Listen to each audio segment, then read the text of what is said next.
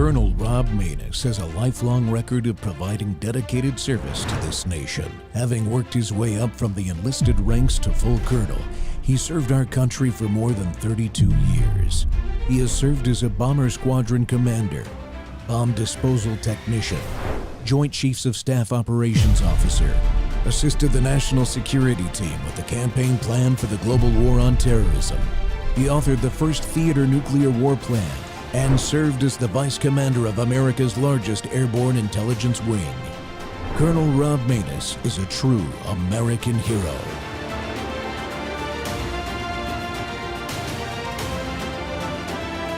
This is Rob Maness Live. I thank God that I've had the opportunity to serve my country under such trying and difficult circumstances. For 372 days, I have been a political prisoner of this administration. Although I have many things to say about my time and treatment inside the Springfield Gulag, that will wait. The first thing I must do is give thanks to my Lord and Savior, Jesus Christ, for my deliverance and liberation. To every American that prayed for me or wrote to me, thank you. Your support meant everything, especially in the dark days when they threw me in the hole, especially when they were trying to have me killed. I ask every American to reflect on the fact that just 4 short years ago, we all believed we enjoyed the full protection of the Bill of Rights, the right of free speech, the right to assemble, the right to a speedy trial, and the right to a trial by a jury of our peers. But now, as many in the minority community already knew, those rights just don't exist anymore. Instead, we have FBI censorship and propaganda, warrantless surveillance, and indefinite pretrial and post-conviction detention of American citizens. And worst of all, the fundamental tenet of American jurisprudence, equal justice under law, has been corrupted. And now we have a two-tiered system of justice, complete with political show trials, ranging from the former president to a common man like me. In the face of this banality of evil, you're right to ask, what can one man or one woman do? Although you must continue to pray. To merely pray while Americans are being shipped to gulags as prisoners of conscience, well, that just mocks God and dishonors the sacrifice of our founding fathers and the shed blood of patriots who enshrined our rights in our sacred Constitution. So I'm asking you today, please, call your congressmen and senators and demand that they live up to the gospel they profess to believe. Demand that they not only proclaim liberty to the captives, but that they use the full power of the legislature, their voice, their vote, and most importantly, the budget, to set at liberty those who are oppressed. And if they will not do this, vote them out, every last one of them. Never again should there be a political prisoner in the United States. Finally, in the words of a truly great man, a man who was also a prisoner of his government, free at last, free at last. Thank God Almighty, I'm free at last. God bless you, your families, and God bless the United States of America. Setting the record straight. January 6th actions by Americans exercising their rights. Welcome to Truth Thursday on the Rob Maness Show, and we're live on Worldview Tube and X-Spaces simulcast. Well, let me quote something from that man's website right there. Quote, "We are not hopeless. You are not helpless. Help restore our great country to her former glory. We must fight for truth, justice, and the American way," close quote. And that website from that man, who is retired Air Force Lieutenant Colonel and A-10 pilot, combat veteran, and January 6th political prisoner Larry Brock Jr., he's right. Hope will never be lost as long as there is one American on this planet with the courage to stand up and defend liberty. Well, the AP reported on March 17, 2023 that, and I quote, "A retired Air Force officer who stormed the U.S. Capitol dressed in combat gear and carried zip tie handcuffs into the Senate gallery was sentenced on Friday to 2 years in prison," close quote.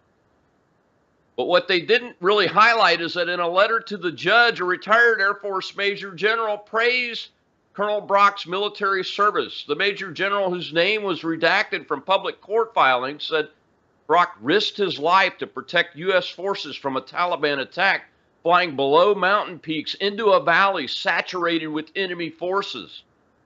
The result thwarted enemy advances on U.S. personnel, saved U.S. lives, and defused an ever-escalating situation for the forces at that remote base in Afghanistan, close quote, the general wrote. I know what that's like. I've done the exact same thing at night in a B-1 bomber. But nevertheless, the judge, Judge Bates, convicted Mr. Brock in a bench trial of all 6 counts in his indictment, including obstruction of an official proceeding, the January 6th joint session of Congress for certifying President Joe Biden's electoral victory. The obstruction charge was a felony. The other 5 counts were misdemeanors. Colonel Brock was not involved in any violence, although false reporting stated that he was. And he's my guest today as we set the record straight and publicize his story like he's already done on many shows with many other hosts, and we appreciate them, especially the great Julie Kelly, who has been tracking on this story and the Whitmer kidnapping story from the very beginning, and Darren Beatty of Revolver News, who is tracking the most on the fake pipe bomb story. Lieutenant Colonel Brock, Larry, welcome to the Rob Maness Show, sir. Well, thank you, sir. It's a pleasure to be here. I apologize. I'm trying to find somewhere quiet. I'm at a halfway house, so I can't really control a lot of my environment. So it was completely quiet, of course, until, just 20 seconds ago. But Murphy's Law, as you know from being in combat, is definitely always a player. That's no problem, my friend. Don't worry about that. I just want to help get the truth out about your story. I saw the pictures of you in gear to protect yourself with a helmet on and a rig and carrying those zip ties in the Senate and those kind of things. And I immediately thought to myself, Larry, I'm like, man, there's going to be a story behind that, and it's not going to be what this media and the government are saying about this narrative. And I was damn right about that. I know. And I'm glad I was right, number one. But I'm sad that my country is in such bad shape that they have to insist on continually telling lies about American citizens, especially those that have already sacrificed the majority of their lives serving their country, nearly died in service to their country. I'm sure you've lost friends like I have in both peace and war, serving this country, and our families get crushed by it because we are totally focused on that service while we're doing it, and the families get short shrift. That's the reality of it, But let's talk just a little bit in this first segment about the facts of the day. You flew in on what, January 5th to D.C. Yes, I flew in that night. To the speech, and you went to the speech next. Yes, sir. I got up that morning at about 6 a.m., went to the speech, and, at the first commercial break, I'm going to try and find a quieter spot. I apologize. But I went to go hear the president talk at the Ellipse. I stayed there, pretty late in the day, and then, due to biological necessity and trying to find something warm to drink as it was a very cold day, I started walking towards the Capitol to go and peacefully protest there as the president had directed. From there, I found, I believe, a sandwich shop, went in, and then walked my way up to the Capitol. By the time I got to the Capitol, all of the fencing had been removed. The Ray Epps breach team had succeeded, and I walked through no bicycle fencing either. Proceeded up the stairs, from the ground level there, and actually walked into the Capitol right past 4 police officers who said nothing to me. You have no idea. Let me just ask you about that walk. So just to confirm, as you walked up to the Capitol, you saw no snow fencing, you saw no bicycle racks, and you saw, most importantly, no sign saying this is a restricted area, did you? No, sir, I did not. Those had all been removed by the time I got there. So that's why, as a military officer, I should have known the Capitol was closed, and I should not have trespassed inside there. So that's why I say I am sort of guilty of trespassing. But I believe that's a Class B misdemeanor and $50 fine, or at least it would be if I was a leftist. So no, I did not Well, to be cross honest with you, I anything. served for 30 plus years too, and I didn't know that on Electoral College certification day that the entire Capitol grounds was a restricted area. I had no idea. I wouldn't have known that. I didn't either, to be honest, and I saw that the doors were open. Now, they had been kicked open well before I got up to that level, and even a captain in the Capitol Police testified in my trial when asked by my attorney that I would not have seen from where I was at the time that those doors had been forced open. Like I said, there's I would say about a 40-foot elevation change, from the stairs. So when the doors were kicked open, I was well below them and had no line of sight to the door. Yeah, on your walk up there, which is a long walk for folks that have never been to the Ellipse, which is basically a beam, the Washington Monument on the mall. So from the Washington Monument up to the top of the steps and the doors of the actual Capitol building is a very long walk, and it's uphill the entire way. It's gradual at first, and then you have to climb up, like you said, 40 stairs or so just to get up there. And you were on the west side of the building, correct?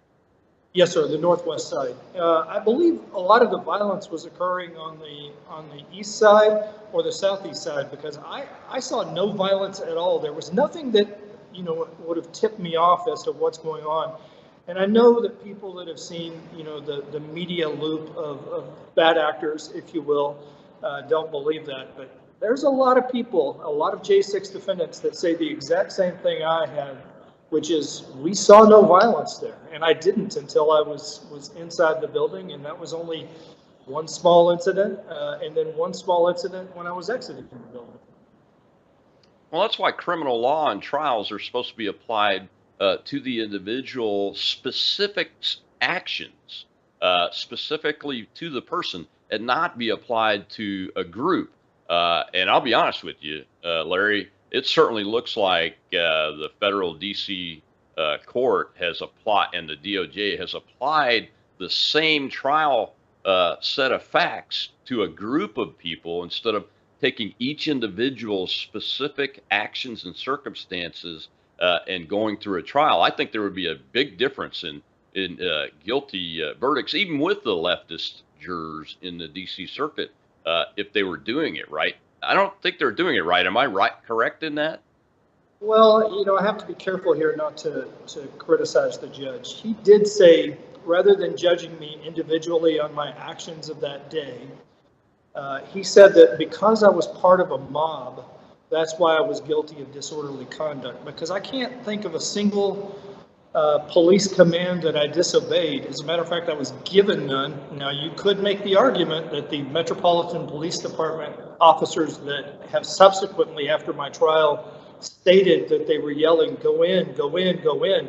Well, was I obeying them when I went into the Capitol?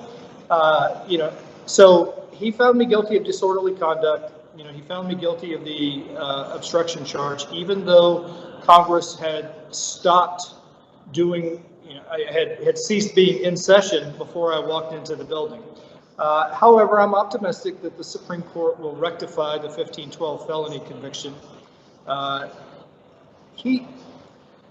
I've always maintained the same thing you do, or you just said, that the purest measure of a man's intentions are his actions. And even though I might have said belligerent things on Facebook, my actions that day were completely peaceful. I actually acted to protect the property inside the Senate. I acted to protect a Capitol Police officer, actually multiple times. And again, that is, as you said, that is all on my video and it's all on tape. As far as the zip ties, the infamous zip ties, I picked those up after they had been discarded on the floor. That is plain as day, again, on my website. So whenever I'm confronted with that, I always ask the people, please go and use your own eyes and judge that as opposed to what the media has told you. Yeah, we have to do that every single day now. If you watch corporate media and don't watch independent media like this show or listen to independent radio or something, you are only getting an approved version of events. Well, we got to take our first break, Larry. And when we come back, I show a little cold open video at the beginning of each segment And I wanted to show some of the press coverage, the local press coverage, which really is either inaccurate or inflammatory or both, as we went through the sequence of the press coverage on you specifically from the local TV station. So that's what we'll do coming back, is show that first segment. But I want to talk to you about, give you a chance to talk about your actions in the building and your interactions with Capitol Police a little bit more, because it's fascinating that the narrative is completely awry of what men like Larry Brock Jr. were actually doing. So we'll be right back with retired Air Force Lieutenant Colonel Larry Brock Jr., an A-10 pilot, combat veteran, and a J-6 political prisoner in a moment on Worldview 2.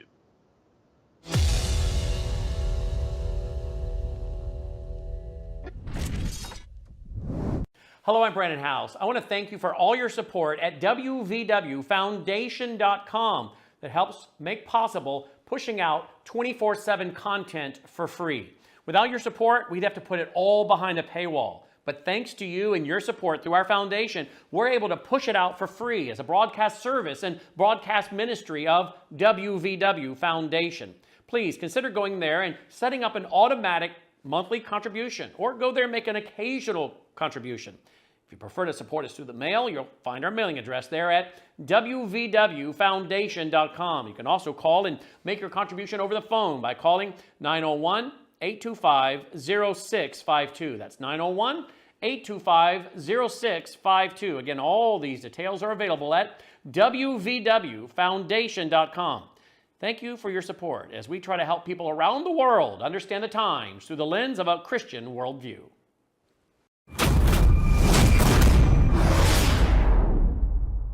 The nationwide dragnet underway to locate those involved in Wednesday's insurrection at the Capitol includes law enforcement efforts in North Texas. And an FBI poster shows a person in the Capitol whom the New Yorker has identified as a Grapevine man. Fox 4's David September joins us with the story. David? Yeah, Blake, multiple family members and a friend of Larry Brock tell the New Yorker that he had become, quote, increasingly radicalized, and that he posted on social media about his plans to travel to Washington, D.C. for President Trump's rally.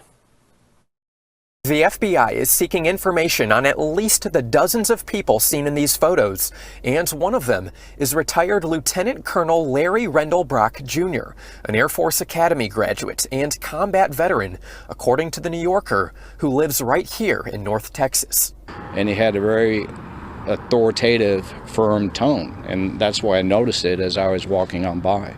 Steve Glann lives in the Grapevine apartment complex where records show Brock lives. In fact, he says he overheard Brock speaking to someone Saturday about keeping their cool, saying, "And you need to be civil." But there's really nothing civil about what Brock's accused of: rioting inside the Capitol in combat gear while carrying zip ties. ITV News images appear to show Brock leaving House Speaker Nancy Pelosi's office. Brock denied doing so to the New Yorker. His neighbor is disappointed. I don't think anything that I could say right now, and probably what he would say right now, would be constructive. Brock was working for Hillwood Airways in Fort Worth, which is part of the Perot family empire, headed by Ross Perot Jr. But the aviation company says Saturday he's no longer employed. Welcome back to the Rob Maness Show. It is Truth Thursday, and we are setting the record straight for one January 6th political prisoner, retired Air Force Lieutenant Colonel Larry Brock, who was just released from his prison sentence earlier this month in June. And Larry, you know, when I saw these videos of these press clips as I was setting up the show today, I noticed that it's very subtle, but they say so many things about you that just aren't true, like radicalized, showed up, you know, you came into the Senate chambers carrying zip ties instead of saying the truth, that zip ties that you had in your hand, yes, but you had found them and picked them up off the floor. I mean, that's the truth about these things.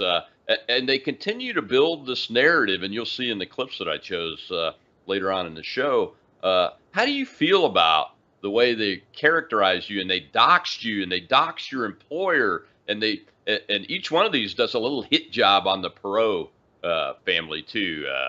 It's subtle, but it's right there. Well, I mean, I obviously don't like it. I'll be honest with you. After January 6th, I deliberately avoided the news because I knew they weren't going to tell the truth anyway. It's funny, that guy, Steve Glenn, and I've never met him. And, you know, when he said he saw me on Saturday, I was actually at my father's house on that Saturday. So I was completely across town. I did resign from Hillwood Airways, and the reason I did that is I was pretty sure they were going to fire me anyway.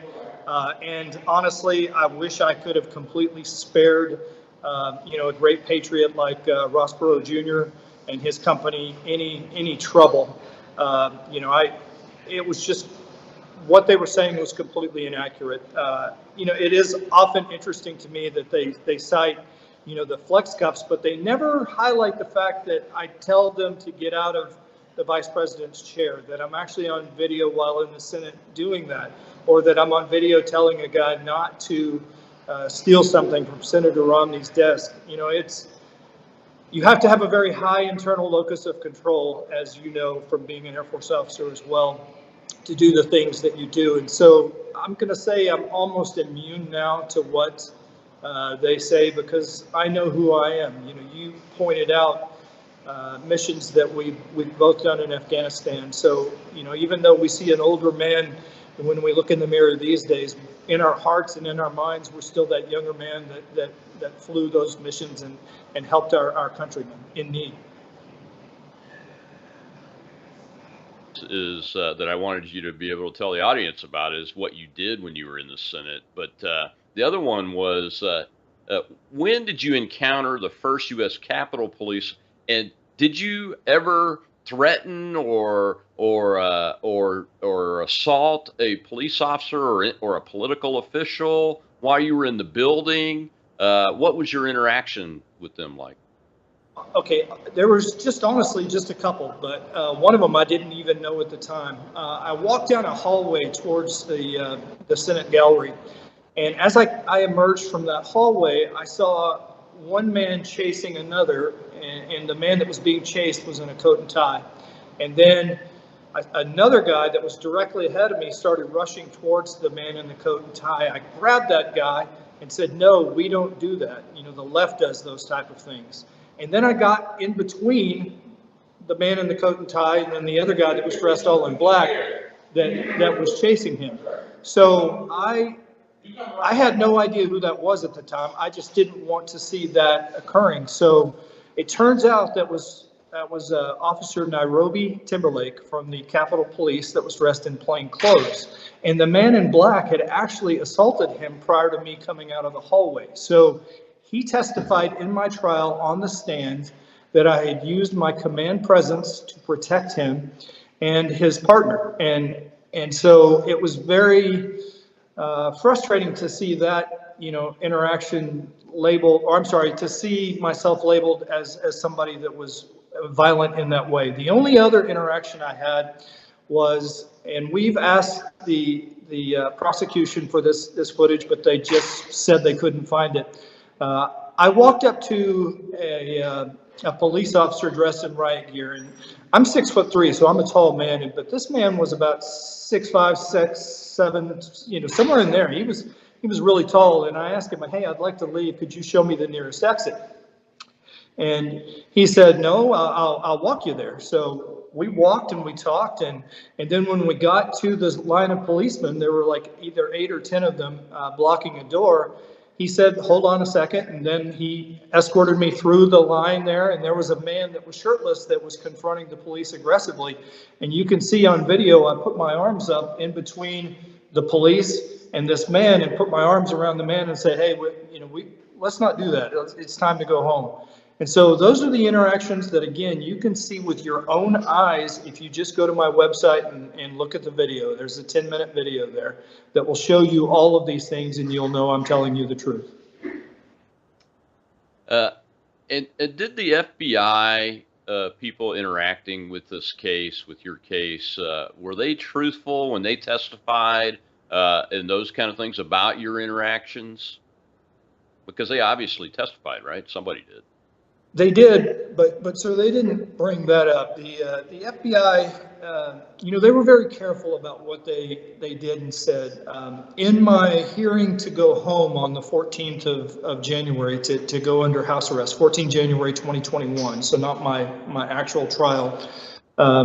Special Agent John Moore, in my opinion, he quibbled, which is telling not the whole truth. Moments after swearing to tell the whole truth about a patch that I had on, they were very deceptive in how they phrased things. And they also used, and my defense attorney and I were literally shaking our head about this, but they used a quote from the Declaration of Independence against me.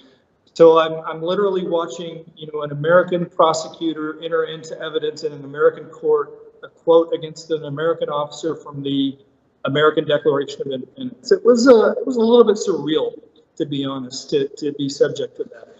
To have our own founding documents used against us in a court of law. Yeah, how did they use that against you? They said it was a mindset. It's the actual specific phrase, I believe, where Jefferson says, when any form of government becomes destructive to those ends, I think he's talking about, life, liberty, and the pursuit of happiness. It is your right, it is your obligation to alter or abolish it. So they were saying that was part of a radical mindset, quoting the Declaration of Independence. Well, I've quoted that phrase many times, and I will tell you, you know it. And I would tell a judge this in a court where I was accused that it is my duty. That word obligation says it is not only my right, but it's my duty to correct any government that is working against those ends, which is to protect life, liberty, and the pursuit of happiness, or property, private property, depending on how you read that. That's what America is all about. So that's pretty disgusting that they did that. Well, we've got a live audience, and I do let them ask questions. We've got a hand up over there. Shell is my host over on the audio space where the audience is. Shell, I think Thomas has got a hand up there. Go ahead. Go ahead, Thomas. Thank you, Colonel. Lieutenant Colonel, First Officer, thank you very much for coming in and speaking with all of us. I have a question. I'm a retiree myself from the Navy, and I know one of the things that a lot of us worry about post-retirement is the fact that the military can actually bring you back in and actually give you a bad conduct discharge, or even, I'm not sure what the officer equivalent of that would be, but has that been discussed in your case at all? And I hope and pray that the military has actually stood up against doing something negative like this towards you. If you could answer that, please, sir, I appreciate it. Thank you. The only evidence that I have of this is anecdotal. It was, I don't know where I heard it, but when they were asked if they were going to do that, they merely stated that I had retired in 2014. So I don't know if they're considering that. I hope they're not. But, again, I don't really think we live in a very free country right now. So I'm certain if the Department of Justice ordered them to do that, then they would do that. Yeah, it's a commander would have to be in the chain to do that. They'd have to bring you back on active duty, and then some commander you'd be assigned to some commander, and then that commander and their staff and JAG would have to go through that process. Since you've been punished through the civilian court system, I had court-martial authority as a wing commander.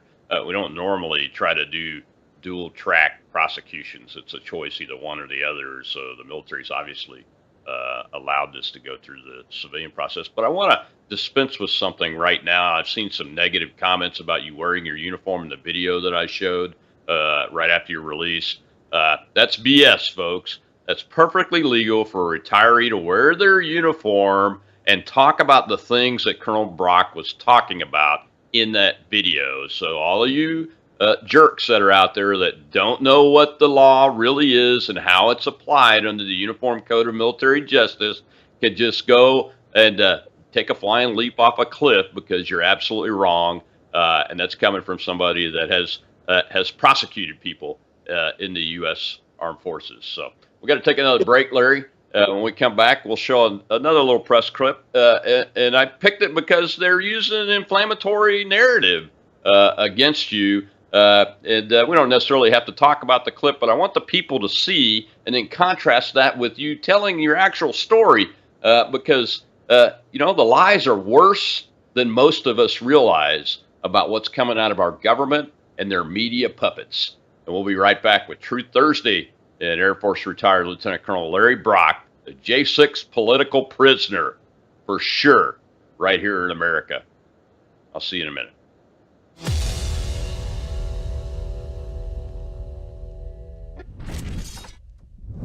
Hello, I'm Brandon House. Melissa and I have been taking Bella Grace, this powerful elixir, since last fall, 2023. The results have been amazing. My hands would crack and bleed, deep cuts and cracks every winter for years.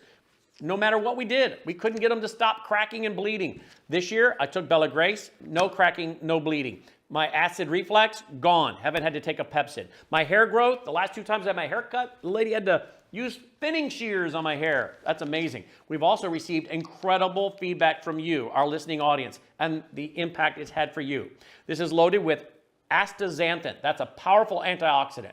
Collagen, but top grade collagen. Studies show 95% of it is being absorbed in the body because of the way they develop it. Then we have something called cat's claw. That's an anti-inflammatory from a vine in Peru. It's the bark, and it's an anti-inflammatory. There are about 80 clinical trials on Bella Grace. Please get a subscription now and save. MelissaHouseBG.com.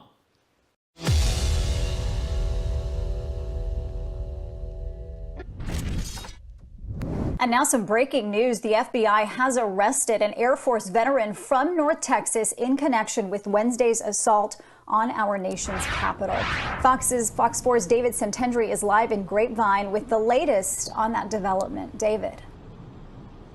Well, Natalie, I can confirm that Larry Brock Jr. is being held here at the Grapevine Police Department jail as we speak. As a matter of fact, within the past 30 minutes, I learned from the FBI that he turned himself in to police here in Grapevine, all while the FBI was building its case against him. Here's what else we know. Right now, the FBI is searching his apartment as we speak. That's a few blocks away from us over at the resort at 925 Apartments in the heart of downtown Grapevine. Here's some background info on this case. Brock is accused of entering the Capitol building during last week's riots.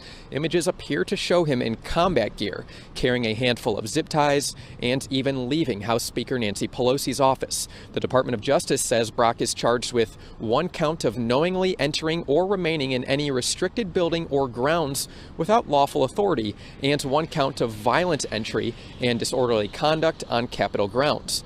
Brock is a retired Air Force combat veteran. He was recently working for Hillwood Airways, which is owned by Ross Perot Jr. Hillwood, however, told Fox 4 last night that he is no longer an employee. We reached out to them last night because we had an idea that this investigation was building, so we went over to Brock's house, his apartment, in an attempt to speak with him. We knocked on his door, or attempted to knock on his door, but we weren't able to get inside because of a locked gate. We called him, texted him.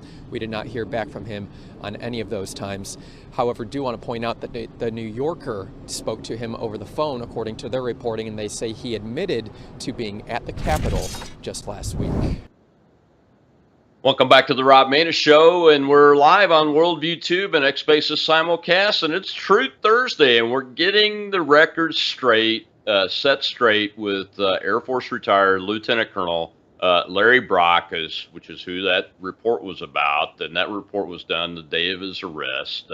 And Larry, I picked that clip because you write about this when you tell the story on your blog of how you turned yourself in and why you chose to do what you did. And I just wanted to give you a chance to tell the audience that little anecdote about why you went ahead and turned yourself in the way you did.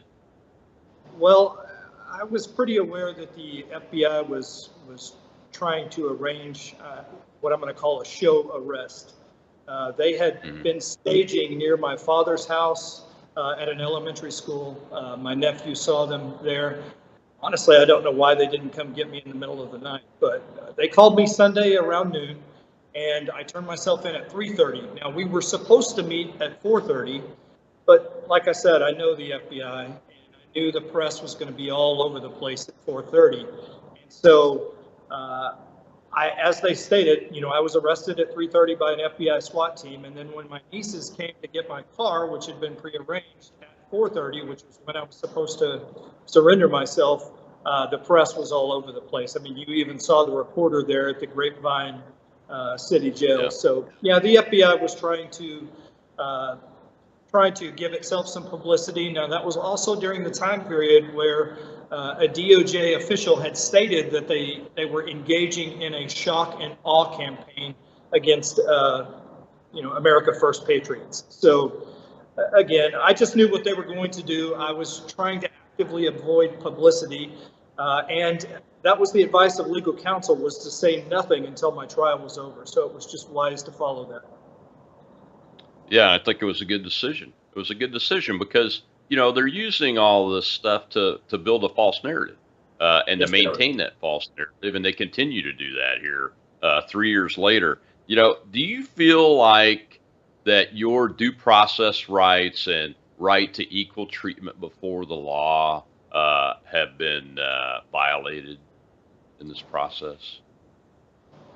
The due process, I do, because we didn't have a chance to see all the evidence. I'd really like to find out who that Capitol police officer was, so we could have called him to the stand, so that he could have told the judge in my bench trial that I had acted completely peacefully and followed every instruction that he gave me. So the lack of providing all the evidence pre-trial was very frustrating. Now, you asked two other really, really good questions. Under no circumstances should an American patriot find himself being tried in a jury pool that is 95% Joe Biden. So I believe I was denied the right to a trial by a jury of my peers. It's not that I needed an all America First jury, but I'm just guessing that if this trial had been held in Grapevine, Texas, there would have been a different outcome. And I was encouraged to read recently that they are talking about a bill to where you will no longer be tried in Washington, D.C., that you will be tried where you're actually where you live now. And now, as to your bigger question, equal justice under law, those words are on the front of the Supreme Court. I mean, that is as I said, it's the fundamental tenet of American jurisprudence. No, absolutely, under no circumstances was I allowed equal justice under law. My attorney, in a motion to the judge, cited, I believe, at least 10 cases where people had assaulted federal officers. I believe the vast majority of them were in Portland. Some may have been from the May 2020 riots in front of the White House. And they had been let go by the Department of Justice, whereas I, who had acted to protect police that day, was prosecuted. So, again, I respect my district court judge. I respect everything he's done in his life to get into that position, and I respect the position. But you asked me a personal question, how I feel. I feel I was not given equal justice under law. But again, he made that call, and it's absolutely within his authority and right to make. Yeah, it's this situation has put a lot of people in bad places where they wouldn't have otherwise been, and having to make decisions that they never dreamed that they would have to make. It's tough, and I certainly don't want you to say anything that will get you crosswise, because you still have a process that you're going on. You're, like you said, you're in a halfway house, so you're under 2 years of supervised status even after you get out of the halfway house. Is that right? Maybe. If the Fisher felony goes away, then there should be no probation as well, because since I will have been sentenced to jail time with misdemeanors, they normally do not do supervised status at the end. So again, I don't know if it's they shall not do it or they may not do it. I am certain that if they can, they will put me on some type of probationary status, which is really, it doesn't affect me that much. It might, in terms of trying to regain my careers, because I had my FAA licenses taken from me And then, I had my license revoked as a home inspector in the state of Texas. Now, if the felony goes away, I know I can get the second one back. I'm not sure about the first one. What was the justification for them removing your pilot's license? I received a letter, and I haven't seen that letter in over a year, but what it basically stated is that they considered me to be a domestic terrorist threat. Even though I had gone and fought terrorists overseas, I have now been labeled one. And every time you try and fly as a J6 defendant, you get a special label on there that denotes that you have been identified by the government as a domestic terrorist. Now, Larry, I'm glad you brought that up because I was going to ask you about it anyway. You were not charged or convicted of anything remotely close to being a domestic terrorist or a terrorist of any type, correct? That's absolutely correct, sir. I did nothing along those lines. They haven't convicted me. They never even attempted to try me for anything like that. But we've all been branded that way. All the J6 people have by.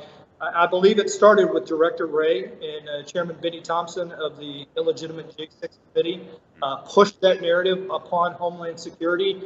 I think, from what I've been told, that was what caused us all to be labeled domestic terrorists. Those two individuals. So this was an extrajudicial administrative action that they're taking against all of you to brand you as domestic terrorist and all the processes like the TSA process, your licensing processes, those kinds of things. That's I don't think a lot of people realize that. I mean, they've heard about some of the sentences, them trying to get terrorist enhancements on them. But even those, I think, are getting thrown out, quite frankly, because it just doesn't exist. To my knowledge, I don't think a terrorist enhancement has actually passed muster, even with the DC circuit. Another casualty of that is, I've been debanked twice. So I was honestly holding my breath the other day when I went in to try and regain a bank account. It's very frustrating, to have honestly done nothing that merits the level of punishment that I've received. But, there's no guarantee that life is fair. Yeah, and is there any evidence that anybody from the 2020 riots that killed several people, hurt 700 people, caused over $2 billion in damage, and they even attacked the White House to the point where they had to move the President of the United States to the bunker? Any evidence that any of those people have been branded as domestic terrorists in the process? Not to my knowledge, sir. I don't think so. That's heartbreaking and frustrating, quite honestly. It just gets right to equal treatment before the law. Another question I had for you was about your words. This judge, and now I'm going to criticize him. You don't criticize him, but I'm going to. He actually said that he was going to he's convicting you for your language, for your speech, because you said mean words on Facebook post, and they brought in some private direct messaging that I want to give you a chance to talk about before we go to this next break, because it surprised me that they did that, but also surprised me that it seems like they warped what it was saying when I read what you wrote about that, because you specifically talk about that in your writings about your story, your part of the story. So I want you to talk about that, Larry, because I think it's important people know the truth. Well, absolutely. I was reading a book by Chuck Palahniuk called Adjustment Day, and there's an extremely farcical takedown of the U.S. government. And so at my employer at the time, which has been identified in this program as Hillwood Airways, there was a Green Beret that was our security guy. And he and I started having a conversation that ranged from both text, phone messages, just talking over lunch together, and on Facebook Messenger, could you actually take down the U.S. government? Now, as you know from your time in Afghanistan, I mean, Green Berets they're familiar with the entirety of the low threat spectrum and, where we might be beyond that. So it was him and I having a conversation, could you actually take the government down? And the conclusion we came to was that it couldn't be done due to defense in depth, too many different centers of gravity, So it was a private conversation between two military officers. And my attorney used the phrase military locker room talk to try and equate it in a civilian mindset. And that's really all it ever was. Again, I go back to what were my actions on that day: to protect the police, to peacefully protest, to exercise my First Amendment rights. Yeah, I wrote some scary things, but there were a lot of scary things being written at the time. So yes, in my opinion, they took my First Amendment private conversation with another individual and they skewed it as if it was an action item list. And it's just, it couldn't be done. I asked my attorney to introduce that, and his logic was that every time that conversation comes up, it's just an absolute loser. And so he doesn't like that conversation to be talked about. Again, a wise and prudent man follows the tactics of his attorney, and I followed mine to the letter. Yeah, it's just unfortunate that part of your conviction was based on your speech. And this is America, not the Soviet Union or Cuba or China. We don't convict people on their speech. We convict people for what they do when they violate the criminal law. And we got to take our last break. When we come back, though, I want to talk about the story of your incarceration, because I think it's very important the American people hear directly from you what happened. Lieutenant Colonel Larry Brock, retired Air Force, J6 political prisoner. We'll be right back at World YouTube on the Rob Maness Show and Truth Thursday.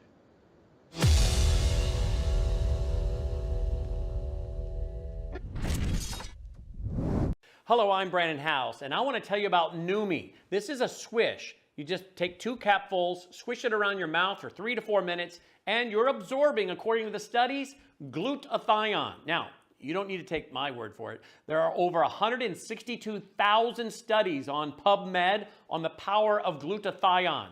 It is a powerful molecule that studies show detoxes our cells. Some studies even show that, glutathione might remove mercury from our brains, help to prevent things like Alzheimer's, dementia, and Parkinson's. Now look, I'm not making claims. I'm just telling you what the research is showing about the powerful molecule glutathione.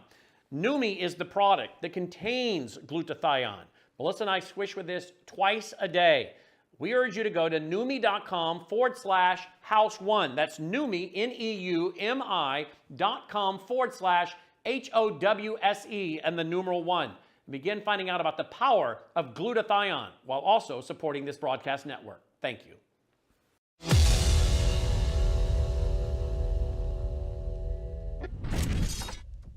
All new at 10 o'clock, we're learning new details about the North Texas man who was arrested after last week's Capitol riot.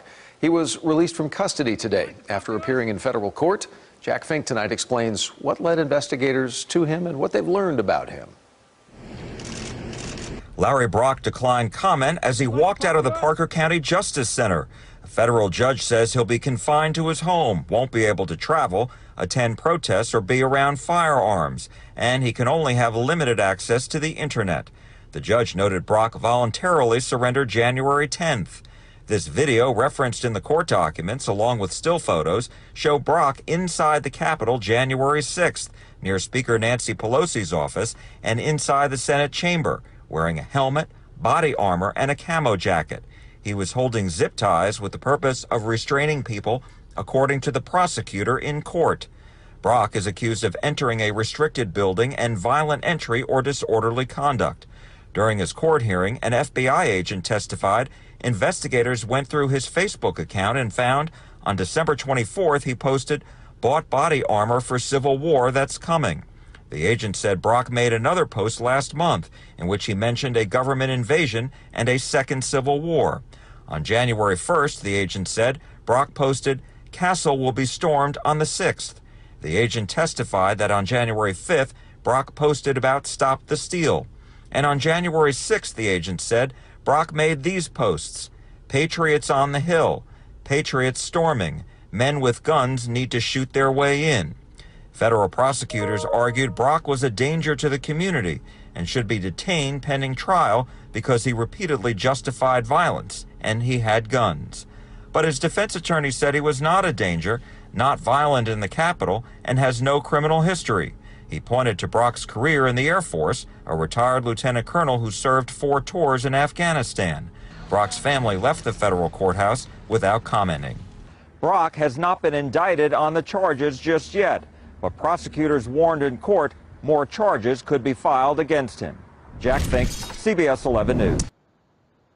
Welcome back to the Rob Maness Show. It's Truth Thursday, and we are setting the record straight for Lieutenant Colonel, retired Air Force and A-10 pilot, combat veteran Larry Brock, who has served his country honorably and sacrificed, his family sacrificed, and continues to sacrifice while they serve this country. And you know, you could the lies in that clip are palpable, Larry. You know, with the intent to do something with the zip ties that you picked up off the damn floor. You know, these mean words could get somebody killed. You know, all of those things. That is what's wrong in this country with the legal system today. That's the way it's being applied to one part of political dissent, but would never be applied and hasn't been applied to the other part of political dissent. And the country can't survive very long about that. But I want to talk to you about your incarceration. You say that you're a political prisoner. I agree with you. I happen to agree with you. But you wrote a story about the time you were incarcerated, and I think it's very important the American people hear it. And why did the things happen that you talk about happened, that you were thrown in what you call the hole and kept isolated from other prisoners? Why did they do that to you? Well, I asked a friend to manage my Twitter account, and I kind of figured out that I was the senior ranking officer, and under the American Fighting Man's Code of Conduct, the 4th article states that if I'm senior, I will take command. And so I issued through Twitter a set of objectives, or plums, which is what they were called in the Vietnam War when our men were political or prisoners of war over there. That basically told all of my fellow J6 political prisoners to keep their heads up, to use their time wisely, to get an education, to ensure accountability for each other and to build each other's morale, to trust in the fact that the American people would eventually see through this illegitimate administration's justice system being weaponized against us. And I asked them not to make any statements disloyal to President Trump, because I wanted to dissuade I wanted to ensure that the Democratic Party did not have that as a propaganda tool. So for those things, specifically for forming the 5th Allied Political Prisoner of War Wing, I was thrown in the hole for organizing a prison gang. The officer actually equated it to the Crips or the Bloods. So he gave me that charge and a charge of abuse of the email system. Eventually that was thrown out, but that kept me in the hole for 127 days. Now, while in there, they placed a man of questionable sanity in my cell. He was prone to violent outbursts, especially against staff. For 21 straight days, I asked that they remove him, and they didn't. And then eventually, after his 3rd outburst, they took him away for psychiatric evaluation. I believe they kept him in there because they knew he was psychologically unstable, and it fits a pattern of abuse that the captain of the institution had seen when he was a lieutenant at another prison that was shut down. They also tried to transfer me just for this one email. Again, one line in one email. We are now part of the 5th Allied Political Prisoner of War Wing, to what is called the Communications Management Unit in Terre Haute. And that is a prison that is heavily populated by actual Islamic terrorists. An example, the American Taliban, I believe his name's John Walker Lind, is there, the Somali pirate that captured the Maersk. There are many other Islamic terrorists there. And they wanted to transfer me amongst them. My uncle, in a letter to Director of the Bureau of Prisons, Colette Peters, said that this was tantamount to a death sentence. And so 9 days after he wrote that letter to her, the transfer was eventually denied. Now, one last thing. Well, how did you know you were going to be transferred there? How did you know you were going to be transferred there? Did this Captain Linwicks tell you that? No, sir. There are a lot of guards inside Springfield. I was very fortunate to go to a prison inside a solid red state that did not agree with how I was being treated. And so one of them tipped me off as to where they were trying to transfer me and the fact that they were trying to transfer me. Also, if I might add, they cut off all of my communications with my family while I was in the hole. And then when I got out of the hole, they cut off all of my communications with the American people. There is a group called Patriot Mail Project that solicits mail from citizens around the country. And I responded to all of that mail. And because they didn't like what I was saying about how it was being treated, they cut off that communication. The most egregious thing they did, though, happened shortly before I got out, and that was in April. Because they couldn't transfer me to Al-Qaeda, when an actual Al-Qaeda member came to Springfield, they put him sleeping less than 6 feet away from me. His name is Abid Nasir. Like I said, there's 540 beds. There's only 5 that are close to me. So the odds of this being a random occurrence are less than 1%. I believe it was done deliberately. And again, I want to say thank you to the patriotic guards inside Springfield that called the administration there and said, what in the heck are you doing putting an Al-Qaeda guy right next to a military officer? Move him. Especially one that conducted combat operations in Afghanistan specifically to eliminate Al-Qaeda. That is attempted murder in my opinion. I agree with you completely. And you know what's funny is if I had been a member of one of the identified prison gangs like the Paisa or there's 4 or 5 others, they would have known to put us together, but they just didn't think. Or they did think, like you just said. I submit to you it's the latter of the two, in my opinion. Yeah, there wouldn't have been an attempt to move you to the Terre Haute facility if there's a linkage between that move getting squashed and this move. That's insane. That is absolutely insane. And I wanted the American people to hear the facts behind that, because you talk about that they tried to kill you in your release video, and the facts are the facts. Is there any disciplinary action taken on this this captain or any of his leadership team that made these decisions? No, sir, there's not. It's very hard to get any action out of anybody. Honestly, the system is completely broken in that regard. I have very little faith in that system, and I'm hoping that the Supreme Court restores some of my faith with its decision on Fisher in our judicial system. Yeah, I'm with you on that, Larry. Yeah, I noticed in your video, your release video, you mentioned that about other minorities that understand the disparities in the judicial system, the legal system, and the prison system in this country.